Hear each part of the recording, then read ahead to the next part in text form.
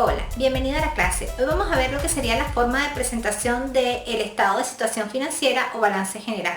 Lo primero que vamos a tener, como siempre te he dicho, es un encabezado. ¿Qué información va a tener el encabezado del balance general o estado de situación financiera? Primero, el nombre de la entidad.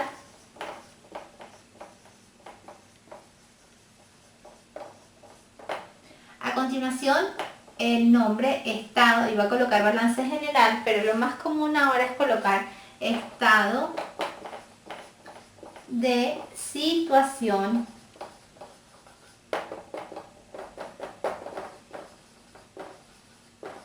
financiera. Esto es muy importante. Si estamos presentando estados financieros comparativos, cuando generalmente terminamos el ejercicio económico o hacemos el cierre de ejercicio y presentamos los estados financieros definitivos de ese ejercicio económico, debe presentarse información comparativa o debería presentarse información comparativa. Entonces colocaríamos a los años terminados o al 31 de diciembre de, y luego se coloca o a la fecha que sea el cierre, 2000, por ejemplo, X1, 2000 X0, siempre el último año primero y el año anterior al lado. ¿Okay? Y expresado, muy importante, expresado en este caso, unidades monetarias, pero si ustedes están, por ejemplo, trabajando zona euro, en euros, en yuanes, en yenes, en dólares, en la unidad monetaria en la que se exprese en el país donde se encuentra. ¿Sí? Esto es lo más básico de lo que sería el encabezado del estado financiero llamado estado de situación financiera. A continuación, ¿qué vamos a presentar? Depende del país donde nos encontremos. Por ejemplo, si nos encontramos en América del Sur, lo más común es presentar de más líquido a menos líquido. Es decir, primero activo, después pasivo y después patrimonio. Y en el activo, primero el activo circulante o corriente y después el activo no corriente. En el pasivo, primero el pasivo corriente y después el pasivo no corriente. Y recuerden que el patrimonio no tiene criterio de temporalidad. En países como los que se encuentran en Europa, la clasificación es distinta. Presentamos la misma información, sí, pero no la presentamos de la misma forma. Primero presentamos los activos menos líquidos, es decir, los activos no corrientes, y de allí vamos avanzando en grado de liquidez. Y por último presentamos lo que sería, por ejemplo, caja, banco, es decir, el activo más líquido. Primero, repito, en Europa, activos no corrientes y después activos corrientes, hasta el más líquido de todos, que sería caja o banco. Con respecto al pasivo, lo mismo.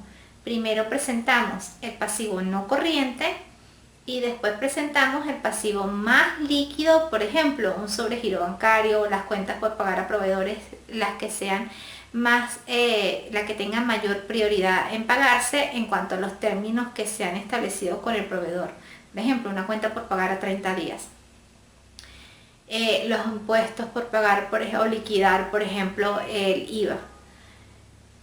Y el patrimonio, ¿sí? También la forma de presentación va a variar dependiendo, primero, además del país donde nos encontremos, del grado de reporte y de detalle que queremos darle al usuario.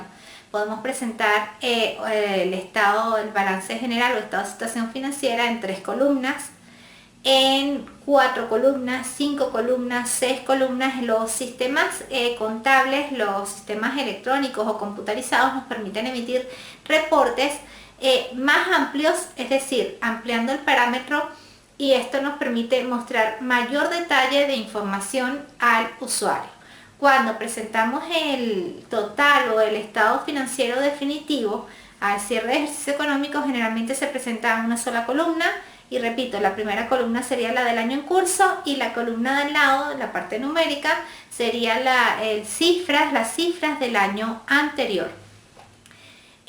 Además, también puede presentarse, por ejemplo, en vez de manera vertical, ¿sí? Activo, pasivo, patrimonio, ¿sí? Una manera vertical de presentarlo. También puede presentarse de forma horizontal, activo, y por este lado pasivos y patrimonio, como si fuera una cuenta T. ¿Sí? Otra manera de presentarse. Cualquiera de las formas de presentación es correcta. Yo no les voy a decir acá que una forma es más válida que la otra, a no ser que algún organismo, por ejemplo gubernamental, les haga exigencia a algún tipo de presentación. Las pymes, por ejemplo, que tienen obligación de presentar información general a los usuarios, pueden presentarlo de manera vertical, de manera, digamos que horizontal, y la manera de presentar activos y pasivos en cuanto a liquidez va a depender, repito, del país donde nos encontremos. ¿Es correcta o incorrecta alguna de estas formas? No, es la forma en que se presenta. No hay una que sea mejor que otra, no hay una que sea más válida que otra, sino que va a depender del país en que nos encontremos. Algo muy importante que debo destacarles y que nos indica la norma es que las denominaciones utilizadas y la ordenación de las partidas, es decir, de las cuentas o agrupaciones de partidas similares, podrán modificarse de acuerdo con la naturaleza de la entidad y de sus transacciones, con el fin de suministrar información que sea relevante para la comprensión de la situación financiera de la entidad. Igualmente, cuando sea relevante para comprender la situación financiera de la entidad, esta presentará en el estado de situación financiera partidas adicionales, encabezamientos y subtotales. ¿Sí? Esto es lo que yo les estoy hablando de que presentar, por ejemplo, en 3 columnas, 4 columnas o más grado de columnas, que representa es más detalle de las cuentas contables que integran el estado de situación financiera. Va a depender de la relevancia o de lo que se le quiera mostrar a ese usuario de la información financiera. Un gran saludo y nos vemos para la próxima clase.